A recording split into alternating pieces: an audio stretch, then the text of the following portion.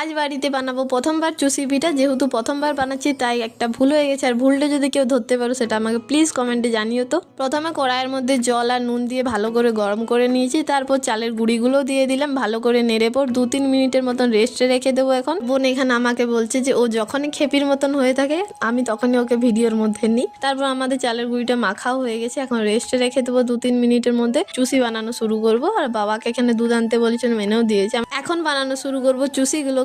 এতটা আমরা আটা মেখেছিলাম, মানে ওই চালের গুঁড়িটা এখনই মাখা শুরু করলো বুনু। এটাকে দিয়ে এখনই চুষি বানাতে হবে। এই যে এটা আমাদের প্রথম চুষি হয়েছে, এখন আরও বানাতে হবে। এই সবে মাত্র এতগুলো বানিয়েছি, এখন এতটা ময়দা মানে চালের গুঁড়ি আর কি বেঁচে আছে। এখন এগুলো সবটা বানাতে হবে। আস্তে আস্তে সব বানিয়ে নিয়েছি। আর তোমরা ভাবছো নিশ্চয়ই আমি বসে বসে কি করছি, আমার বোনকে দিয়ে হাঁটাচ্ছি না, আমিও বানাচ্ছিলাম। তারপরে দুধটাকে এখন জালে বসিয়ে দেবো, তার জন্য কড়াইয়ের মধ্যে ঢেলেও দিয়েছি। আর এইখানে আমাদের ভুল হয়েছিল, এই যে গুড়টা দিয়ে পরে আমাদের দেখি কিছুক্ষণ পরে দুধটা ফেটে গিয়েছিল। এটা কি গুড় দেওয়ার কারণে? যদি তোমাদের মনে হয় তো আমাকে প্লিজ কমেন্টে জানিও। তারপর চুষিগুলো দিয়ে দিয়েছি। চুষিগুলোকে কিছুক্ষণের জন্য দুধে ফুটিয়ে পরে নামিয়ে নেব, তারপরে খাওয়ার জন্য রেডি হয়ে যাবে। আর ঠান্ডা হতে অপেক্ষা করতে পারিনি, গরম গরমই খেয়ে নিয়েছি। ও দেখো খেতে দারুণ হয়েছিল, কিন্তু ভুলটা কেন হয়েছিল বুঝতে পারলাম না।